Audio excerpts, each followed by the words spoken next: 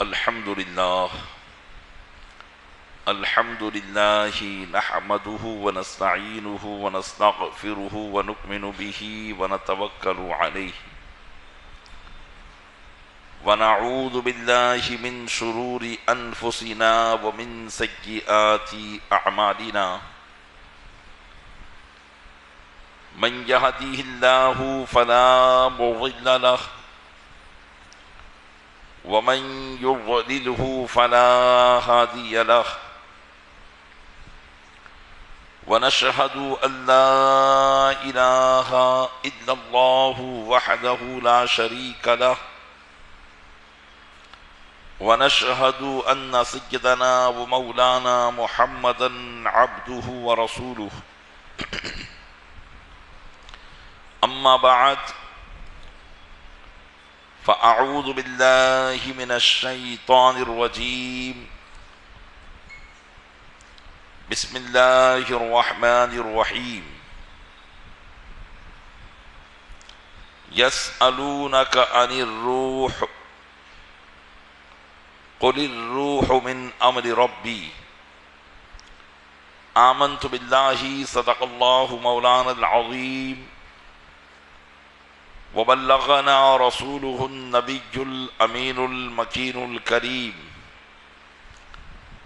ونحن على ذلك لمن الشاهدين والشاكرين والحمد لله رب العالمين۔ آئیے سب سے پہلے ہم اور آپ آقا انعامدار مدینے کے تاجدار دونوں عالم کے مالک و مختار نائب پروردگار گلشن ہستی کی اولین فصل بہار کے دربار گہربار میں درود پاک کا قیمتی ہار پیش کریں۔ اللہم صلی علی سیدنا شفیعنا نبینا و مولانا محمد معدن الجود والکرم وآلہ وبارک وسلم۔ عقیدت و محبت کے ساتھ ایک مرتبہ اور پڑھیں، اللہم صلی علی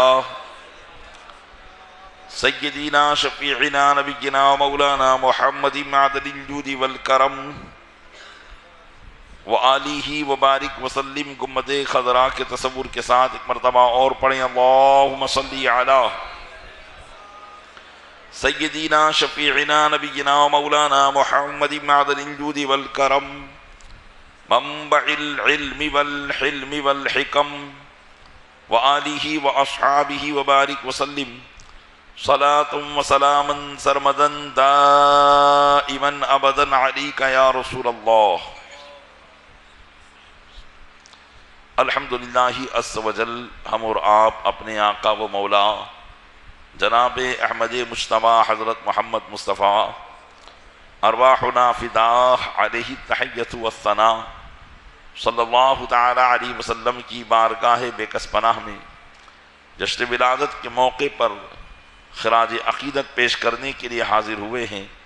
اللہ تبارک و تعالی اپنے محبوب صلی اللہ علیہ وسلم کے صدقے میں ہمارے اس جمع ہونے کو اپنی بارگاہ میں قبول فرمائے اور ان محفلوں کو ہمارے لیے ذریعہ نجات فرمائے، آمین بجاہ النبی الامین صلی اللہ تعالی علیہ وآلہ واصحابہ التسلیم۔ اللہ کے محبوب دانائے غیوب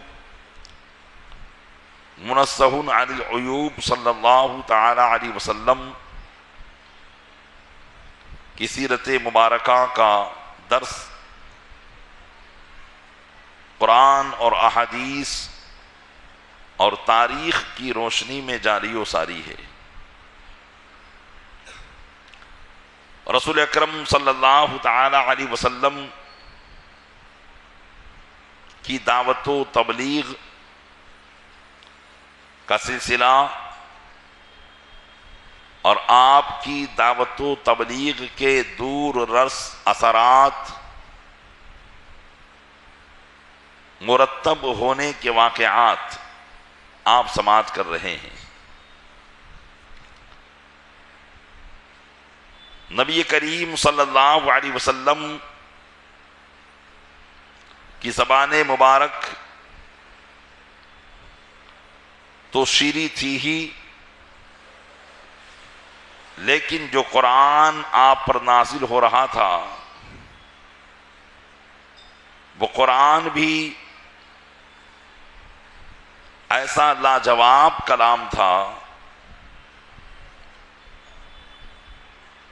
کہ مشرکین اس کلام لاجواب کے آگے باوجود عربی جاننے کے وہ عاجز آ چکے تھے۔ اس لیے تمام تر طاقت و قوت، مال اور ثروت اور ایک قسم کی کثرت کے باوجود بھی وہ نبی کریم صلی اللہ علیہ وسلم پر اپنی کوششوں سے کچھ نہیں کر پا رہے تھے۔ حضور اکرم صلی اللہ علیہ وسلم کی دعوت و تبلیغ کا سلسلہ روز بروز بڑھتا جا رہا تھا، اور مشرکین کے دلوں پر گویا کی آسمان کی بجلیاں گر رہی تھی۔ اللہ تبارک و تعالیٰ نے اپنے محبوب کو ارشاد فرما دیا تھا، هو الذی ارسل رسولہ بالہدی ودین الحق لیظہر دینہ علی الدین کلہ۔ وہی ذات ہے جس نے اپنے رسول کو حق کے ساتھ بھیجا ہے اور وہ اس کے دین کو تمام دینوں پر غالب فرما دے گا۔ اللہ کی طرف سے جب اس قدر ایمان و ایقان، یقین کامل والا کلام جب نازل ہو تو محبوب دو عالم صلی اللہ علیہ وسلم کو کس بات کی فکر ہو سکتی ہے؟ اور یہی نہیں بلکہ آپ نے سماعت کیا کہ قرآن کی تاثیر ایسی تھی جو اگرچہ مشرکین حضور اور قرآن کے بارے میں بڑے سخت دل تھے، لیکن یہ قرآن پھر بھی ان کے دلوں میں اپنے اثر کو پیدا کر دیتا تھا۔ آئیے قرآن کی اثر آفرینی کے چند واقعات سماعت کریں کہ اتنی دشمنی، عناد، حسد، جلن کے باوجود قرآن ان کے دلوں میں کیسا اثر کرتا تھا۔ ان واقعات سے آپ اندازہ لگائیں گے۔ مشرکین مکہ میں نضر بن حارث، یہ قریش کا ایک بڑا مالدار اور پرلے درجے کا باطن، جس کا ناپاک تھا اور خود خبیث النفس تھا، اس کا شمار شیاطین قریش میں ہوا کرتا تھا، اور اس کا دل بھی حضور کی دشمنی سے لبریز تھا۔ حضور اکرم صلی اللہ علیہ وسلم لوگوں کو قرآن سناتے اور گزشتہ انبیاء کرام کے واقعات جو قرآن میں نازل ہوئے تھے ان واقعات کو سناتے۔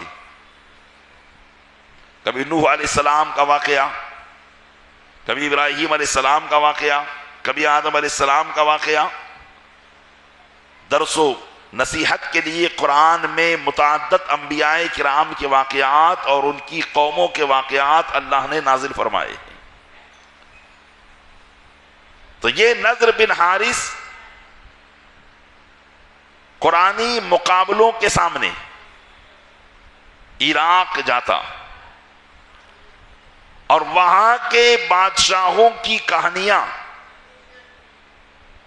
وہاں کے پہلوان رستم اور اسفندیار کے قصے سنتا اور ان کی کتابیں جو ناولانہ شکل میں لکھی ہوتی وہ کتابیں وہاں سے لے کر آتا،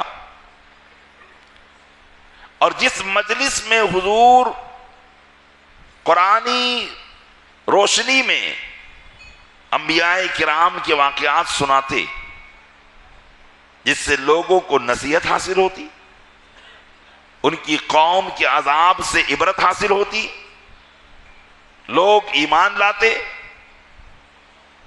تو جب حضور اکرم صلی اللہ علیہ وسلم اس مجلس سے اٹھ کر چلے جاتے تو پھر یہ نضر بن حارث وہاں بیٹھ جاتا اور عراق اور ایران کے بادشاہوں کی کہانیاں سناتا، رستم اور اسفندیار کے قصے سناتا اور لوگوں کے دلوں کو لبھانے کی کوشش کرتا اور کہتا کہ دیکھو جو قصے کہانیاں محمد صلی اللہ علیہ وسلم تمہیں سناتے ہیں وہ تمہیں بھی سناتا ہوں، تو کیا مجھے بھی نبی مانو گے؟ جو قصے وہ سنا رہے ہیں میں بھی اسی قسم کے قصے تم کو سناتا ہوں، اور پھر کہتا کہ مجھ سے اچھا قصہ سنانے والا کون ہے؟ اس انداز سے آپ اندازہ لگا سکتے ہیں کہ اس کے دل میں قرآن کی کتنی عداوت بھری ہوئی تھی، حضور اکرم صلی اللہ علیہ وسلم سے اس کے دل میں کتنی نفرت بھری ہوئی تھی۔ لیکن یہ نضر بن حارث بھی جب اس نے قرآن سنا، کیونکہ یہ ساری باتیں اس وقت کرتے تھے جب انہوں نے قرآن سنا نہیں ہوتا تھا، اور جب یہ قرآن سن لیتے تھے تو قرآن کی تعریف کیے بغیر نہیں رہ پاتے تھے۔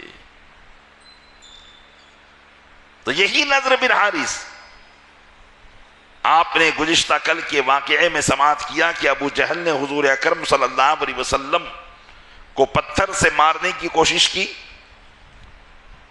لیکن وہ وہاں سے بھاگا ہوا آیا، اور مشرکین مکہ وہاں بیٹھ کر سارا نظارہ دیکھ رہے تھے۔ پھر ابو جہل نے آ کر بتایا کہ ایسا حادثہ وہاں پیش آیا کہ میری ہمت نہ ہوئی کہ میں محمد صلی اللہ علیہ وسلم کے سر پر پتھر ماروں۔ تو مشرکین بڑی مصیبت میں اس کی گفتگو کو سن کر پریشان ہو گئے، اور انہی میں یہ نضر بن حارث بھی بیٹھا ہوا تھا۔ تو اس نے کہا کہ اے میری جماعت کے لوگوں، اے قریش کے سرداروں، جس مصیبت میں تم مبتلا ہو گئے ہو اور جس مصیبت سے باہر نکلنا تمہیں سوجھ نہیں رہا ہے، ذرا اس پر غور کرو۔ یہ وہی تو محمد ہے جو کل جوان تھا تو سب کی آنکھوں کا نور تھا، تم میں سے سب سے زیادہ امانت دار، دیانت دار، صداقت والا تم تمام لوگوں میں اسی کو تو جانتے تھے، لیکن اب جب اس کی کمپٹی کے بالوں میں سفیدی آ گئی اور اس نے اپنے آپ کے نبوت ہونے کا دعویٰ، نبی ہونے کا دعویٰ کیا، تو تم سب کے سب اس کے دشمن ہو گئے، اور تم کہتے ہو کہ یہ ایک جادوگر ہے۔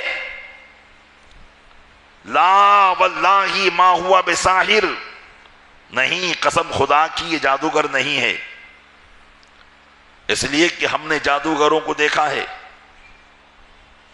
جادوگروں کی پھونک کو دیکھا ہے، ان کی دھاگوں کے اندر گرے لگانے کو دیکھا ہے، اور محمد صلی اللہ علیہ وسلم ان میں سے کوئی کام نہیں کرتے ہیں۔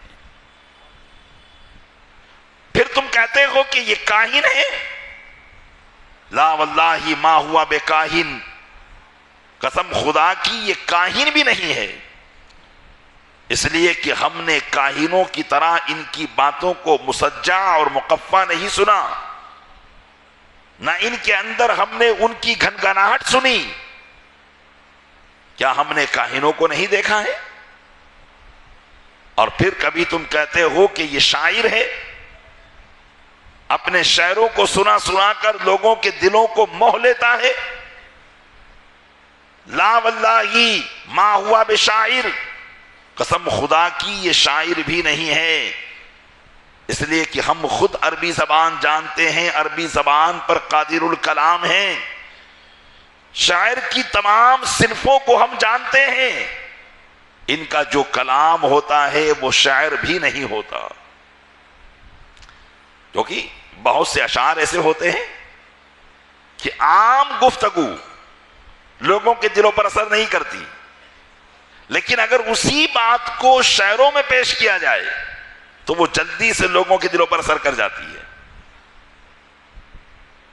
تو عام گفتگو سے جو اشعار والی گفتگو ہوتی ہے وہ بڑی میٹھی ہوتی ہے۔ تو یہ کہتے تھے کہ یہ شاعر ہیں، اپنے اشعار کو سنا سنا کر لوگوں کے دلوں کو موہ لیتے ہیں۔ تو انہوں نے کہا کہ ان کا کلام شاعرانہ بھی نہیں ہے، ہم تو خود اشعار کہتے ہیں، ہم تو خود شاعر ہیں، پھر تم کہتے ہو کہ یہ مجنون ہے، پاگل ہے۔ لا واللہ ما ہوا بمجنون، قسم خدا کی یہ پاگل بھی نہیں ہے، اس لیے کہ پاگلوں کی طرح کبھی ان کے جسم پر کپ کپاہٹ بھی نہیں ہوتی، لہذا سوچ لو ان کے بارے میں جو تم نظریات قائم کر رہے ہو، تمہارے یہ سارے نظریات غلط ہیں۔ یہ کون تھا؟ یہ وہ نضر بن حارث تھا جو اپنی کہانیوں کو سنا کر کہا کرتا تھا کہ محمد سے اچھی کہانیاں تو میں سناتا ہوں، لیکن جب اس نے اپنے کانوں سے قرآن سنا تو اس کی یہ گفتگو تھی جو آپ نے یہاں سماعت کی۔ اہل عرب، اہل مکہ کے سارے نظریات کا اس نے رد کر دیا اور کہہ دیا کہ تم جو نظریات اس کے بارے میں قائم کر رہے ہو، یہ سارے تمہارے نظریات باطل ہیں، غلط ہیں، تم اپنے دلوں کو منانے کے لیے یہ ساری بات کر رہے ہو، اور ان میں سے محمد کچھ بھی نہیں ہے۔ وہ ایک ایسا کلام پیش کرتے ہیں جس کو سن کر ہماری عقلیں حیران ہو جاتی ہے۔ یہ نضر بن حارث کا جو ہے ایک نظریہ تھا جس کے دل میں حضور کی عداوت بھری ہوئی تھی، لیکن حق بات کو جب بیان کرنے پر آیا تو قرآن کی تعریف کیے بغیر یہ نہ رہ سکا۔ اسی طریقے سے مکہ کے اندر ایک شخص تھا، ولید بن مغیرہ، بڑا مالدار، قرآن نے اس کی مالداری کی تعریف کی ہے، اور بڑی اولاد والا، قرآن نے اس کی کثرت اولاد کو بیان کیا کہ کتنا مالدار ہے اور ہم نے اس کو کتنی اولادیں عطا کی ہے۔ اور ذہن سے قریب کرنے کے لیے آپ کو بتا دوں کہ یہ حضرت خالد بن ولید کا باپ تھا، ولید بن مغیرہ، مکہ کے لوگوں میں سب سے بڑا مالدار، سب سے زیادہ پیٹوں والا، اور اس وقت جس وقت حضور اکرم صلی اللہ علیہ وسلم پر قرآن نازل ہو رہا تھا، دعوت و تبلیغ کا سلسلہ جاری تھا، سارے لوگوں میں جو مشرکین کی طرف تھے ان میں سب سے زیادہ لوگ اس کی طرف رجوع کرتے تھے، اپنے مسائل اس سے حل کرواتے تھے، مشورے اس سے لیا کرتے تھے۔ تو حضور اکرم صلی اللہ علیہ وسلم کے کھلم کھلا اعلان توحید کرنے کے بعد اب پہلی مرتبہ حج کا موسم قریب سے قریب تر آ رہا تھا، اور آپ کو معلوم ہوگا، اور نہیں معلوم تو بتاتا چلوں کہ حج جو ہے وہ حضور اکرم صلی اللہ علیہ وسلم ہی سے شروع نہیں ہوا، بلکہ زمانے جاہلیت میں بھی حج ہوا کرتا تھا۔ سارے عرب کے لوگ حج کے ایام میں مکہ مکرمہ جمع ہوتے تھے، منا، مزدلفہ، عرفات جاتے تھے، کعبے کا طواف کرتے تھے، ایک زمانے سے حج کا دستور تھا. یہ اور بات ہے کہ نبی کریم صلی اللہ علیہ وسلم کے تشریف لانے کے بعد حج میں جو خرافاتیں تھیں وہ ساری خرافات کو ختم کر کے اسلامی طریقے کے مطابق حج کو جاری و ساری کیا گیا. اور جب بھی حج کا موسم آتا اہل مکہ دل سے حاجیوں کی مہمان نوازی کیا کرتے تھے. یہ ان کی ایک خوبی تھی, یہ ان کی ایک اچھائی تھی کہ وہ مکہ مکرمہ میں آنے والے کو اپنا مہمان سمجھتے تھے اور خود بھوکے رہ جاتے تھے لیکن حاجیوں کو بھوکا رہنے نہیں دیا کرتے تھے. اور حج آنے سے پہلے ایک بہت بڑی میٹنگ اور مشورہ کیا کرتے تھے جس میں وہ تمام حج کے موسم کے اندر کس کے اوپر کون سی ذمہ داری رہے گی اس ذمہ داری کو تقسیم کیا جاتا تھا. تو اب حج کا موسم آنے والا تھا اور ابھی تک حضور صلی اللہ علیہ وسلم کو چونکہ نبوت کا اعلان کیے تو 3 سال کا عرصہ ہو چکا تھا, لیکن کھلم کھلا اعلان کرنے کے بعد یہ پہلا حج کا موسم تھا. اس لیے اس سے پہلے بھی حج آئے تھے لیکن ان کو اتنی فکر نہیں تھی. لیکن جب حضور نے اعلان توحید کھلم کھلا کیا تو حضور کے اس اعلان کی شہرت پورے عرب میں ہو چکی تھی. اب ان کو فکر لاحق ہوئی کہ عرب کے لوگ آئیں گے, ہم سے پوچھیں گے کہ کیا تمہارے یہاں پر کسی نے نبوت کا دعویٰ کیا ہے؟ تو چونکہ ہم خود جب اس کا رد کرتے ہیں تو ایک بات نہیں کہتے. کوئی کہتا ہے کہ وہ کاہن ہیں, کوئی کہتا ہے شاعر ہے, کوئی کہتا ہے ساحر ہے, جادوگر ہیں, کوئی کہتا ہے مجنون ہیں. تو اگر ہم سب الگ الگ ان کو جواب دیں گے تو لوگ ہم کو جھوٹا سمجھیں گے. اس لیے حج کی اس میٹنگ میں اس معاملے کو بھی رکھا گیا اور ولید بن مغیرہ کے گھر پر اس میٹنگ کا انعقاد کیا گیا اور کہا کہ اے ولید, تو ہم میں سب سے زیادہ عقل مند ہے, عمر والا ہے, پیسوں والا ہے, لوگ تیری باتوں کو مانا کرتے ہیں, لہذا حج کا موسم قریب آ گیا ہے. ہم تمام کوئی ایک جواب سوچ لے تاکہ جو بھی ہم سے پوچھے محمد صلی اللہ علیہ وسلم کے بارے میں ہم ان کو وہی بات بتائیں. تو ولید بن مغیرہ نے کہا کہ آج ہم سر جوڑ کر اکٹھے ہوئے ہیں تو میں چاہتا ہوں کہ سب اپنی اپنی رائے پیش کرو. تو کسی نے کہا کہ ہم ان کو جو ہے شاعر کہیں گے, کہ وہ ایک شاعر ہیں, بس اس سے زیادہ کچھ نہیں ہے. تو ولید بن مغیرہ نے کہا کہ شاعر تو وہ نہیں ہے, اگر تم ان کو کہو گے تو عرب کے لوگ عربی زبان جانتے ہیں, اس لیے لوگ تم کو بے وقوف سمجھیں گے. کوئی اور تجویز پیش کی جائے. تو کسی نے کہا کہ ہم ان کو کاہن کہیں گے. کاہن کہتے ہیں جیسے آج کے زمانے میں جو نجومی لوگ ہوتے ہیں, بارش فلاں دن ہو جائے گی, یہ ہو جائے گا, وہ ہو جائے گا, اس طرح کی جو ہے خبر بیان کرتے رہتے ہیں. تو اس قسم کے پہلے کے زمانے میں کاہن لوگ ہوا کرتے تھے جو شیطانوں کے ذریعے اس قسم کا علم حاصل کرتے اور لوگوں کو بتاتے تھے. تو کہا کہ ہم انہیں کاہن کہیں گے کہ وہ جو باتیں بتاتے ہیں وہ کہانت کی باتیں ہیں, اور کاہن کے پاس لوگ جاتے تو تھے لیکن ان کو کوئی عزت دار نہیں سمجھتا تھا. تو اس لیے ہم لوگوں کا ذہن پھیر دیں گے اور کہیں گے کہ وہ تو کاہن ہیں. ولید بن مغیرہ نے اس تجویز کو بھی رد کر دیا اور کہا کہ وہ کاہن نہیں ہے. کسی نے کہا کہ وہ مجنون ہیں, ہم یہ کہیں گے سب مل کر. کہا لوگ پاگل نہیں ہیں کہ انہیں مجنون سمجھے. غرض کی سب کی بات کا اتفاق اس بات پر ہوا کہ ہم انہیں ساحر یعنی جادوگر کہیں گے.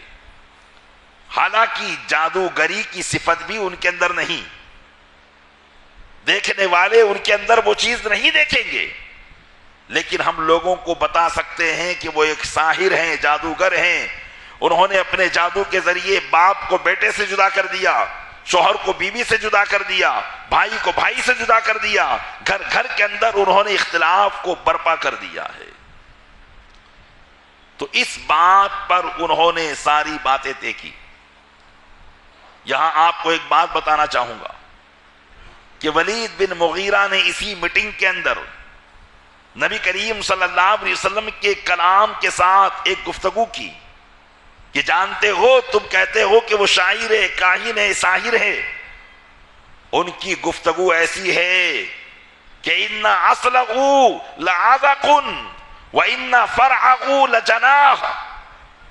ان کی گفتگو ایسی ہے گویا کہ ایک درخت ہے، اور جس درخت سے کئی شاخیں نکل جاتی ہیں، وہ ایک جملہ کہتے ہیں اور اس ایک جملے میں نہ جانے کتنے معنی موجود ہوتے ہیں.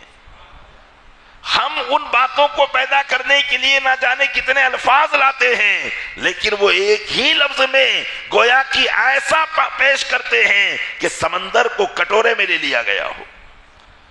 تو ان کی زبان ایسی ہے، ان پر جو کلام نازل ہوتا ہے ایک ایک جملہ کئی کئی کتابوں کے مثل ہوا کرتا ہے.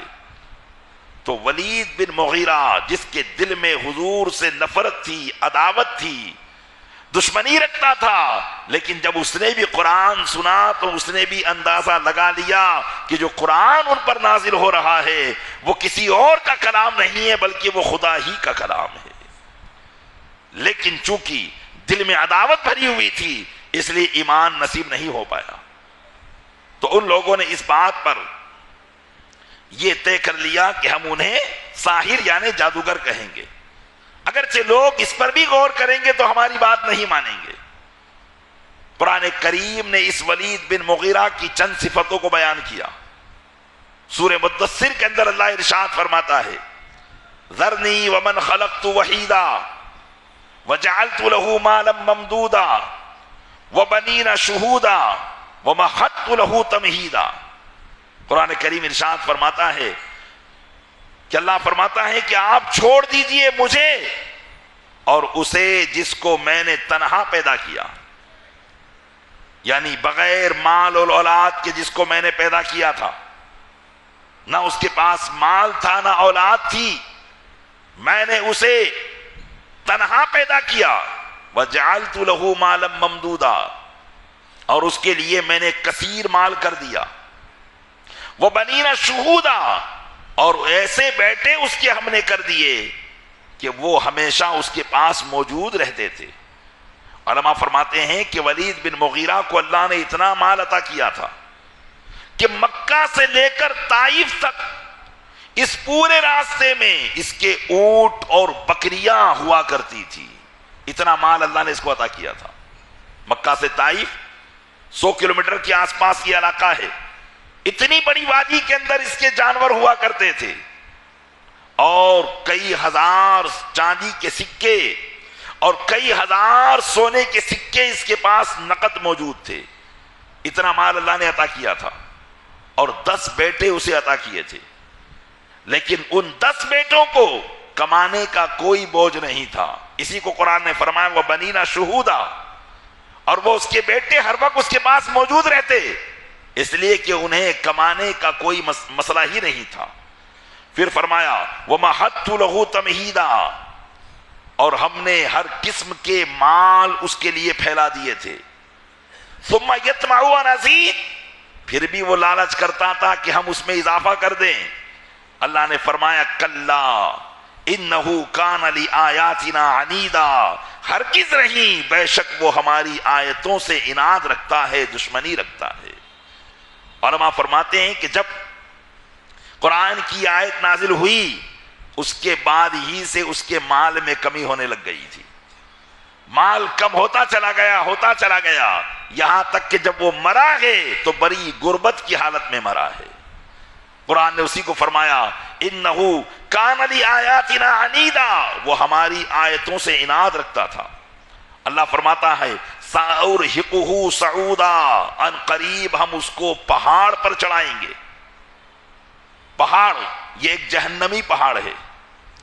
جس کے بارے میں روایتوں میں آتا ہے کہ قیامت کے دن ہر کافر کو جہنم میں اس پہاڑ پر چڑھایا جائے گا اور وہ کافر 70,000 سال میں اس پہاڑ پر چڑھے گا، اور جب 70,000 سال میں اس پہاڑ پر چڑھے گا تو پھر اس کو پھینک دیا جائے گا اور پھر وہ چڑھے گا، بس یہی عذاب اسے بار بار دیا جاتا رہے گا۔ اللہ فرماتا ہے سأرهقه صعودا، ان قریب ہم اس کو اس بلند پہاڑ پر چڑھائیں گے۔ پھر جب ولید بن مغیرہ کو مکہ کے لوگوں نے بلایا اور اس کے سامنے قرآن کا تذکرہ کیا تو وہ قرآن میں غور و فکر کرنے لگا۔ قرآن نے اس کے تعلق سے بھی اس بات کو بیان کیا، انہو فکر وقدر، اس نے غور و فکر کیا لیکن اپنے لیے ایک بات ٹھہرا لی، یعنی قرآن کے اندر اس نے غور و فکر تو کیا، اور قرآن جب اس کے دل میں اثر کرنے لگا، قرآن جب اس کے دل کی تمام دلیلوں کو مارنے لگا تو اس نے ٹھہرا لیا کہ نہیں یہ تو جادو ہے۔ دیکھیے اللہ جب دین کو نہیں عطا کرتا تو قرآن سمجھنے کے بعد بھی دل ایسا سخت کر دیتا ہے کہ وہ اس کے تعلق سے دوسری بات سمجھنے لگ جاتا ہے۔ یہی گمراہوں کا حال ہوتا ہے کہ حقیقتیں ان کے سامنے آ جاتی ہے، اس کے باوجود بھی وہ اس کو ماننے کی کوشش نہیں کرتے۔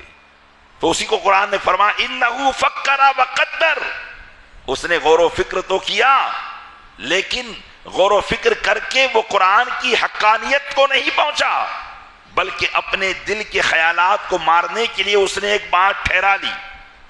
اللہ فرماتا ہے فقتل، مارا جائے، لعنت کیا جائے، دھتکار دیا جائے اسے۔ کیف قدر، کیف قدر، کیسی بات اس نے ٹھہرا لی ہے۔ ثم قتل کیف قدر، پھر مارا جائے، کیسی بات اس نے ٹھہرا لی ہے۔ قرآن نے اس کی کیفیتوں کو بیان کیا کہ جب اس کے سامنے قرآن کی آیت پیش کی تو قرآن فرماتا ہے اس نے پہلے اپنی نظر کو اٹھایا، دیکھا، غور و فکر کرنے لگا، پھر اپنی بھووں کو چڑھایا اور اپنا منہ بگاڑا تو قرآن نے اسی کو کہا ثم نظر، پھر اس نے دیکھا، ثم عبس وبصر، اپنی بھووں کو چڑھایا اور اپنی تیوڑی کو بگاڑ لیا، ثم ادبر واستکبر، لیکن اس میں غور و فکر کر کے وہ قرآن کی حقانیت کو نہیں پہنچا، ثم ادبر، بلکہ پیچھے لوٹ آیا، واستکبر، اور تکبر کیا، فقال ان ھذا الا سحر یؤثر، اور کہا کہ یہ نہیں ہے مگر جادو جو اثر کر دیا جاتا ہے۔ یعنی تمام باتیں اس کے دل میں آئی، قرآن کی حقانیت آئی، قرآن کی تعریف بھی اس نے کی، لیکن آخر میں اسے ہدایت نہیں ملنی تھی، پیچھے پلٹ کر آ گیا اور کہا کہ یہ تو نہیں ہے مگر ایک جادو۔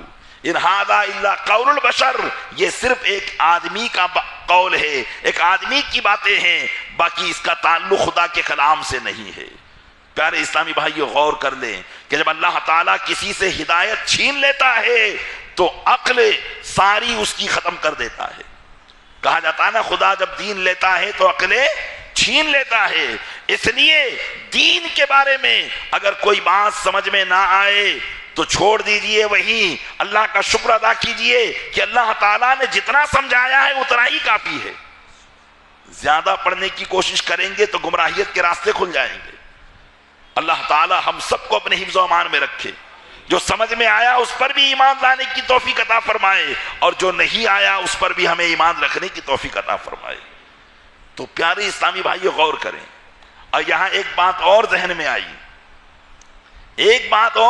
آئی، گستاخان رسول کی حرکتوں کو بیان کرنا، ان کی نقلوں کو بیان کرنا اور ان کی عادتوں کو بیان کرنا، یہ کوئی غیبت نہیں ہے بلکہ قرآن کے عین مطابق ہے۔ دیکھیے قرآن نے اس کی کیفیت کو بیان کیا، ثم نظر، ثم عبس وبصر، ثم ادبر واستکبر، پھر اس نے غور و فکر کیا، پھر اس نے اپنی تیوڑی چڑھائی، اپنا منہ چڑھایا، اپنا منہ بگاڑا، اپنی بھووں کو اوپر اٹھایا، پھر واپس پلٹ آیا۔ اب اگر کسی بد مذہب کی ایکٹنگ کی جائے اس کا مذاق اڑایا جائے، گندے عقیدوں پر اس کی باتوں کو بیان کیا جائے، تو یہ بدعت نہیں ہے، بلکہ یہ عین قرآن کے مطابق ہے کہ ایسے گستاخوں کو کھول کر لوگوں کے سامنے کر دیا جائے تاکہ لوگ اس کے نظریے سے بچیں، لوگ اس کے دھوکے سے بچیں اور لوگ اس سے دور ہونے کی کوشش کریں۔ آج کل بعض لوگ کہتے ہیں نا کہ اگر کسی دیوبندی کی، کسی وہابی کی کوئی گندے عقیدے کو بیان کیا جائے تو یہ کہتے ہیں کہ سنیوں کا کام ہے غیبت کرنا، وہ غیبت کرتے رہتے ہیں، مسجدوں میں غیبت کرتے ہیں، معاذ اللہ رب العالمین۔ جبکہ غیبت یقیناً ایک گناہ ہے، لیکن اگر کسی کے اوپر ایسا گناہ ہے کہ جس سے اگر لوگ نہیں جانیں گے تو لوگ اس کے دھوکے میں آ جائیں گے، فریب میں آ جائیں گے، تو ایک مسلمان پر واجب ہو جاتا ہے کہ لوگوں کو اس کے دھوکے سے بچانے کے لیے لوگوں کے سامنے اس کو اجاگر کر دے۔ یہ عام مسئلے کی بات ہے، اور جب عقیدے کی بات ہوگی تب تو کھول کر لوگوں کے سامنے بیان کیا جائے گا، کیونکہ گندے عقیدوں کو بیان کرنا اور تاکہ لوگ ان بد مذہبوں سے دور رہے، یہ تو ایک مسلمان پر تمام فرض سے بڑھ کر فرض ہے، تاکہ مسلمان لوگ ان سیدھے سادے اور بھولی سمجھ والے ان سے دھوکہ نہ کھائے اور ان کے عقیدوں سے محفوظ ہو جائیں۔ تو پیارے اسلامی بھائیوں، یہاں عرض یہ کرنا تھا کہ ولید بن مغیرہ جو اتنی حسد اپنے دل میں رکھتا تھا، جس کی حسد کو قرآن نے بیان کیا، لیکن اس کے باوجود وہ بھی قرآن کی تعریف کیے بغیر نہیں رہ سکا تھا۔ انہوں نے یہ تو اپنے اندر طے کر لیا تھا کہ ہم لوگوں کو جادو کہیں گے کہ وہ جادوگر ہے، اور یہ سمجھ رہے تھے کہ ہمارا یہ کہنا لوگوں کو کفایت کر جائے گا، لوگ ہماری بات مان لیں گے۔ جب حج کے دن آئے، حج کے ایام آئے اور لوگ حضور اکرم صلی اللہ علیہ وسلم کے بارے میں پوچھتے اور یہ کہتے کہ وہ جادوگر ہیں، تو لوگ ان کی بات نہیں مانتے بلکہ خود حضور سے ملاقات کرنے چلے جاتے، اور جو حضور سے ملاقات کرتا وہ ایمان لائے بغیر نہیں ٹھہرتا۔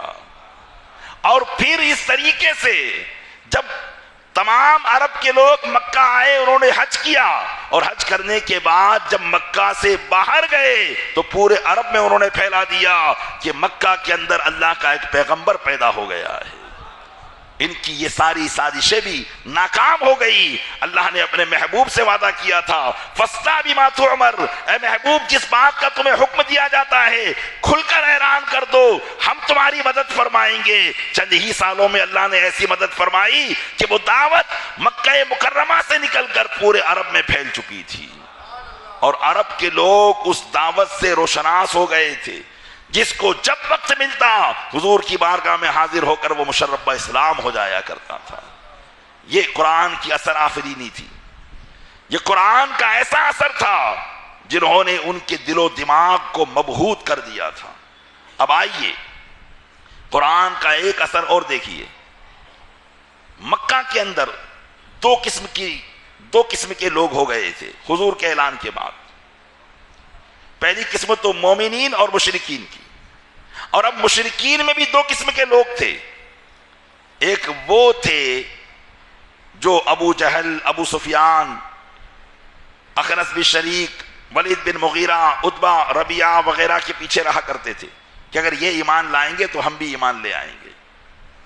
تو کچھ لوگ تابع تھے، کچھ متبوع تھے، وہ سیدھے سادے لوگ تھے، لیکن ان لوگوں کے روکنے کی وجہ سے وہ رکے ہوئے تھے، اور یہ کہتے تھے کہ دیکھو کبھی بھی محمد صلی اللہ علیہ وسلم سے ملاقات مت کرنا، تو یہ ان کی بات مانتے تھے اور حضور سے ملاقات نہیں کرتے تھے، اور کہتے تھے کبھی بھی ان کے کلام کو مت سننا، اگر کلام سنو گے تو تم پاگل ہو جاؤ گے۔ تو وہ بیچارے ڈر ڈر کر رہتے تھے اور حضور کے کلام کو نہیں سنتے تھے۔ اور یہ منع کرنے والے کون لوگ تھے؟ ان میں سب سے بڑھ کر ابو جہل، پھر ابو سفیان، پھر اخنس بن شریق۔ یہ لوگ وہ تھے جو لوگوں کو منع کرتے تھے کہ حضور کے کلام کو مت سننا، لیکن خود ان کی کیفیت کیا تھی؟ یہ حضور اکرم صلی اللہ علیہ وسلم سے ایک مرتبہ جب انہوں نے قرآن سنا تو یہ حضور کے قرآن پڑھنے کے ایسے گرویدہ ہو گئے تھے کہ روزانہ حضور کی بارگاہ میں قرآن سننے جایا کرتے تھے۔ ابو جہل کو تو سبھی جانتے ہیں کتنا بڑا دشمن تھا۔ ایک مرتبہ حضور اکرم صلی اللہ علیہ وسلم اکثر رات کے اوقات، کیونکہ دن میں تو اگر حضور زور سے قرات کرتے تو مشرکین سیٹیاں بجاتے، تالیاں بجاتے، مذاق اڑاتے، تاکہ حضور کی تلاوت لوگوں کے کانوں میں نہ آئے۔ اس لیے اللہ تعالیٰ نے بھی حکم فرمایا کہ محبوب جب دن میں نماز پڑھو تو آہستہ پڑھو۔ اسی لیے ظہر اور عصر میں قرات نہیں کی جاتی ہے آج بھی، یہ حضور کی سنت کریمہ ہے۔ لیکن رات کی نمازوں میں حضور جہر سے قرات کرتے، بلند آواز سے قرات کرتے، یا مغرب و عشاء کی نماز ہوتی۔ لیکن پھر جب رات میں حضور نوافل پڑھتے تو قرآن کی تلاوت ان نوافل میں کیا کرتے، کئی کئی سورتیں ایک ایک رکعت میں پڑھا کرتے تھے۔ حدیث پاک میں آتا ہے، حضرت ام المومنین عائشہ صدیقہ فرماتی ہیں کہ نبی کریم صلی اللہ علیہ وسلم اتنا لمبا قیام کرتے کہ آپ کے قدم شریف پر ورم آ جایا کرتا تھا، اتنا لمبا قیام کرتے تھے، قدمین شریفین متورم ہو جاتے، سوجن آ جاتی، اتنی لمبی لمبی صورتیں اور کئی کئی صورتیں ایک ایک رکعت میں پڑھا کرتے تھے۔ تو جب حضور اکرم صلی اللہ علیہ وسلم رات کے وقت نوافل پڑھتے اور تنہائی میں قرآن کریم کی تلاوت کرتے تو ایک رات اس روح پرور تلاوت کو سننے کے لیے ابو سفیان کو شوق ہوا، جبکہ ابو سفیان اس وقت مشرکین مکہ کے سردار تھے۔ لیکن شوق ہوا تو چپ چاپ سے اپنے گھر سے نکلا اور جہاں حضور تلاوت فرما رہے تھے ایک کونے میں جا کر چپ چاپ سے بیٹھ گیا اور قرآن کی تلاوت سننے لگا۔ ایک کونے کے اندر چھپ کر ابو سفیان تلاوت سن رہا تھا، یہ سمجھ کر کہ مجھے کوئی دیکھ نہیں رہا ہے۔ تو دوسری طرف ابو جہل نے، اسے بھی بیتابی ہوئی، وہ بھی اٹھا اور دیکھا کہ کوئی دیکھ نہیں رہا ہے، چپ چاپ سے آیا اور ایک دوسرے کونے کے اندر بیٹھ گیا۔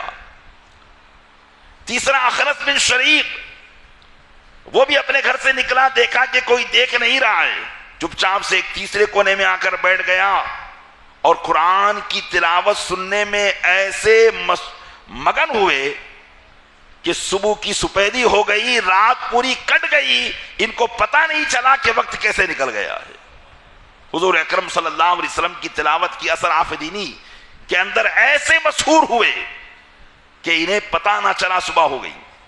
اب جب صبح ہوئی، کچھ اجالا ہونے لگا تو یہ جلدی سے ہٹ پٹ آئے اور بھاگنے لگے، تو ایک دوسرے سے ٹکرا گئے۔ کہا رے تمہارے پیچھے تمہاری پوری قوم ہے، تم محمد کا قرآن سنتے ہو، اگر وہ سیدھے سادے لوگوں کو پتا چل گیا تو ان کے عقیدے مذبذب ہو جائیں گے اور وہ ہم سے پھر جائیں گے، لہذا طے کرو کہ اب کوئی نہیں آئے گا۔ تینوں نے طے کیا کہ نہیں اب ایسی غلطی کبھی نہیں کریں گے۔ دوسری رات پھر ہوئی، حضور اکرم صلی اللہ علیہ وسلم نے اپنی تلاوت شروع فرمائی۔ اب ادھر ابو سفیان اپنے بستر پر کروٹ بدل رہے ہیں، نیند آنے کا نام نہیں لیتی۔ وہ پہلی رات میں جو حضور کا قرآن سنا تھا، بار بار اس کی آوازیں کان میں گونج رہی ہے، دل میں سکون پیدا نہیں ہوتا، اور دل کا سکون گویا کہ اسی میں لگ رہا تھا کہ حضور سے قرآن سنا جائے۔ چنانچہ دل میں خیال کیا، کل تو طے ہو گیا تھا کہ کوئی نہیں آئے گا، اس لیے نہ تو ابو جہل آیا ہوگا نہ اخنس بن شریق آیا ہوگا، چلو میں تنہا جا کر قرآن سنوں گا۔ چپ چاپ گیا، ایک کونے میں بیٹھا قرآن سننے لگا۔ ابو جہل نے بھی یہی سوچا، وہ بھی آیا اور اسی سوچ کو لے کر قرآن سننے لگا۔ اخنس بن شریق بھی آ گیا، وہ بھی قرآن سننے لگا۔ تینوں کے تینوں قرآن سننے لگے، اور پھر آج کی رات بھی ایسا ہی ہوا کہ قرآن سنتے سنتے ایسے مسحور ہوئے اور دل پر ایسا نشہ چڑھا کہ پوری رات کہاں کٹ گئی پتہ نہیں چلا۔ جب صبح ہوئی اور بھاگنے لگے تو پھر ٹکرا گئے۔ پھر کہا آج پھر، تو کہا اب ہم توبہ کرتے ہیں کہ اب ہم کبھی بھی نہیں آئیں گے۔ لیکن پھر تیسری رات یہی حال ہوا، اور پھر یہ تینوں آ گئے چپ چاپ اور حضور کی تلاوت سننے لگے، اور تلاوت سنتے سنتے جب صبح ہوئی اور پھر ایک دوسرے سے ٹکرائے تو کہا اب قسم خدا کی ہم یہاں سے جدا نہیں ہوں گے تب تک کہ ایک دوسرے سے وعدہ نہ کر لیں کہ اب نہیں آئیں گے۔ جب انہوں نے پختہ وعدہ کیا تب ایک دوسرے سے جدا ہوئے اور پھر اپنے اپنے گھر پر چلے گئے۔ جب صبح ہوئی تو اخنس بن شریق بوڑھا تھا، اپنی لاٹھی کو اس نے پکڑا اور ٹیک لگاتا ہوا ابو سفیان کے یہاں پہنچا، اس لیے کہ ایمان سے روکنے والے یہ لوگ تھے، جو سیدھے سادے لوگ ایمان لانا چاہتے وہ ان کو روک دیتے۔ تو اخنس بن شریق بھی سمجھ نہیں پا رہا تھا کہ یہ خود لوگوں کو قرآن سننے سے روکتے ہیں، ایمان لانے سے روکتے ہیں، لیکن خود سننے جاتے ہیں۔ تو اخنس بن شریق لکڑی ٹیکتا ہوا ابو سفیان کے گھر پہنچا اور کہنے لگا اخبرنی یا ابا حنظلہ، یہ ابو سفیان کی جو ہے کنیت تھی، اخبرنی یا ابا حنظلہ ان رائک فیما سمعت عن محمد صلی اللہ علیہ وسلم، جو باتیں تم نے رسول اللہ صلی اللہ علیہ وسلم سے سنی ہیں اس کے بارے میں تمہاری رائے کیا ہے، مجھے بتاؤ کیا رائے ہے تمہاری؟ تو ابو سفیان نے کہا فقال یا ابا ثعلبہ واللہ لقد سمعت اشیاء اعرفها واعرف ما يراد بها وسمعت اشیاء ما عرفت معناها وما يراد بها۔ قسم خدا کی اے ابو ثعلبہ، یہ اخنس بن شریق کی جو ہے کنیت تھی، کہ قسم خدا کی ابو ثعلبہ میں نے کچھ باتیں تو وہ سنی ان کے کلام کے اندر جنہیں میں جانتا ہوں اور ان کے معنوں کو بھی میں جانتا ہوں، لیکن کچھ باتیں میں نے ایسی سنی ہیں جن کو میں نہیں جانتا ہوں اور نہ ہی ان کے معنی کو جانتا ہوں۔ ایسی باتیں محمد صلی اللہ علیہ وسلم کے کلام کے اندر میں نے سنی ہے کہ جن کے نہ مفہوم کو جانتا ہوں نہ ان باتوں کو جانتا ہوں۔ اخنس بن شریق جب یہاں سے فارغ ہوا تو اس نے کہا قسم خدا کی میرا بھی یہی حال ہے، اور پھر وہ اپنی لاٹھی ٹیک کر ابو جہل کے گھر پر گیا۔ ابو جہل سے کہا یا ابا الحکم ما رأیک فیما سمعت عن محمد صلی اللہ علیہ وسلم، جو باتیں تم نے رسول اللہ صلی اللہ علیہ وسلم سے سنی اس کے بارے میں تمہاری کیا رائے ہے، مجھے بتاؤ۔ تو اس نے کہا ماذا سمعت، میں نے کچھ نہیں سنا۔ پھر اس نے کہا تنازعنا نحن وبنو عبد مناف الشرف، کہتے ہیں کہ ہمارے اور بنو عبد مناف کے درمیان مقابلہ چل رہا تھا فضیلت و بزرگی میں، کہ وہ ہم پر بزرگی چاہتے تھے اور ہم ان پر بزرگی چاہتے تھے، ہمارا خاندان اور بنو عبد مناف کا خاندان، جو کہ بنو عبد مناف کا خاندان یہ حضور کا خاندان تھا، کہ بنو عبد مناف کا خاندان اور ہمارا خاندان دونوں ایک دوسرے پر بڑھنا چاہتے تھے۔ تو کہا اطعموا، انہوں نے لوگوں کو کھانا کھلانا شروع کیا، تو اس بڑھنے میں فاطعمنا، ہم نے بھی کھانا کھلانا شروع کیا، وحملوا فحملنا، اور جب انہوں نے غریبوں کے بوجھ اٹھانے شروع کیے تو ہم نے بھی غریبوں کے بوجھ اٹھائے، وآتوا فاعطینا، اور جب انہوں نے لوگوں کی ضرورتوں کو پورا کیا، مسکینوں کو عطا کیا، تو ہم نے بھی مال کے دروازے مسکینوں کے لیے کھول دیے تاکہ بنو عبد مناف کسی بھی مقابلے میں ہم سے آگے نہ بڑھ سکے۔ ہم یہ سب کام کرتے رہے حتی اذا تجاسینا علی الرکب وکننا کفرسی رہان، یہاں تک کہ جب ہم سواریوں پر سوار ہو گئے اور ہم مقابلے کے دو برابری والے گھوڑے پر سوار ہو گئے کہ ہر بات میں ہم برابر رہے، وہ کھانا کھلاتے تو ہم بھی کھانا کھلاتے، وہ لوگوں کی ضرورتوں کو پورا کرتے تو ہم بھی پورا کرتے، وہ غریبوں کو مال دیتے تو ہم بھی مال دیتے، ہم دونوں کے درمیان مقابلہ برابر برابر کا ہو گیا تھا، اس لیے شرف و بزرگی میں کوئی آگے نہیں بڑھ پا رہا تھا۔ لیکن پھر کیا ہوا؟ قالوا منا نبی یاتیہ الوحی، اب وہ لوگ کہتے ہیں کہ ہم میں سے ایک نبی ہے جس کے پاس وحی آتی ہے آسمان سے، فمتى ندرکو مثل هذه واللہ لا نؤمن به ابدا ولا نصدقه، تو ہم وہ بات جو انہوں نے پیش کی کیسے پیش کر سکتے ہیں؟ وہ تو کہہ رہے ہیں کہ نبی ہے. اب اگر ان کے خاندان میں ہم نبی مان لیں تو ان کا خاندان نبوت میں ہم سے بڑھ جائے گا، کیونکہ ہم تو نبوت کا دعویٰ کر نہیں سکتے، اور اگر نبوت کا دعویٰ کر بھی دیا تو جو نبی میں ہونی چاہیے باتیں وہ ہم دکھا نہیں سکتے، تو پھر معاملہ کیا ہوگا کہ وہ ہم سے آگے بڑھ جائیں گے. اس لیے ہم لوگوں کو دکھانے کے لیے نہ تو ان پر ایمان لائیں گے نہ ان کی تصدیق کریں گے. اصل بات یہ تھی ایمان نہ لانے کی، ورنہ ساری باتیں مان رہے تھے، قرآن حق مان رہے تھے، نبی ہیں یہ مان رہے تھے، لیکن صرف حسد کی بنیاد پر، جلن کی بنیاد پر، حضور کے خاندان کی شرافت و بزرگی کی بنیاد پر ابو جہل حضور کو نبی ماننے کے لیے تیار نہیں تھا.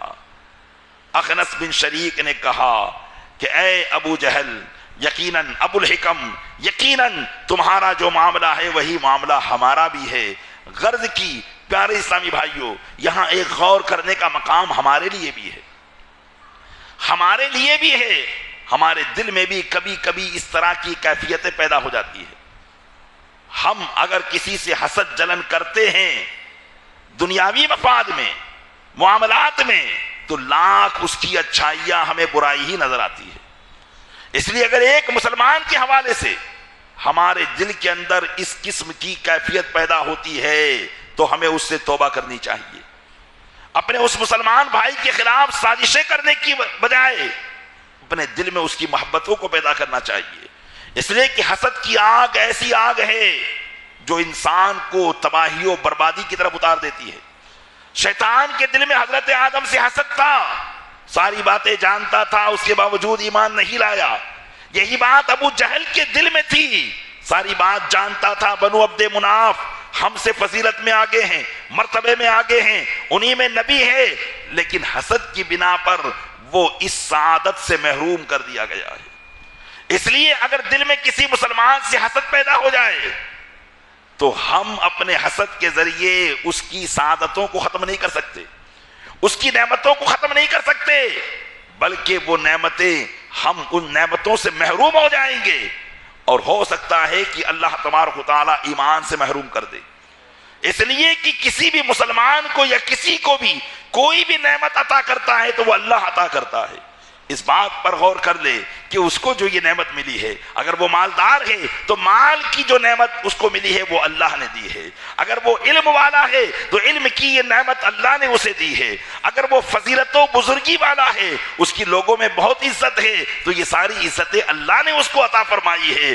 اب اگر میں اس کے تعلق سے اپنے دل کے اندر حسد کروں گا تو یہ میرا ڈائریکٹ اعتراض اللہ کی ذات پر ہوگا کہ اللہ نے اسے کیوں دیا، اللہ نے اسے کیوں مالدار بنایا، اللہ نے اسے کیوں عالم بنایا، اللہ نے اسے کیوں فضیلت والا بنایا. یہ اعتراض اللہ کی ذات پر ہوگا. اور جب بندہ اللہ کی ذات پر اعتراض کرتا ہے تو پھر اللہ اسے دنیا میں بھی نعمتوں سے محروم کرتا ہے اور آخرت میں بھی نعمتوں سے محروم کرتا ہے. اس لیے بزرگوں نے ایک بہترین قاعدہ یہاں بیان کیا. ارشاد فرماتے ہیں کہ اگر تمہارے دل میں کسی مسلمان بھائی سے حسد پیدا ہو جائے اور تم کوشش کرتے ہو کہ یہ حسد ختم ہو تو تم اپنی تنہائیوں میں اس مسلمان کے لیے دعائیں کیا کرو. اپنی تنہائیوں میں اس مسلمان کے لیے دعائیں کیا کرو کہ اللہ اس کی نعمتوں میں اور اضافہ کر، اللہ اسے اور عزت عطا کر، اللہ اسے اور مالدار بنا. اس کا فائدہ یہ ہوگا کہ اللہ وہی نعمتیں تمہیں بھی عطا فرما دے گا، اور دوسرا فائدہ یہ ہوگا کہ تمہارے دل میں اس کی محبتیں پیدا ہو جائیں گی. تو پیارے اسلامی بھائیوں، یقیناً حسد بہت بری بلا ہے. اس لیے ہمیں بھی آپس میں ایک دوسرے سے بچنا چاہیے. یہ کافروں کی صفت ہے، یہ شیاطین کی صفت ہے. اللہ تعالی ہمیں ایسی صفات سے محفوظ فرمائے اور ایمان کے ہر معاملے پر ہمیں گامزن رہنے کی توفیق عطا فرمائے. آمین بجاہ النبی الامین صلی اللہ تعالی علیہ وآلہ وسلم.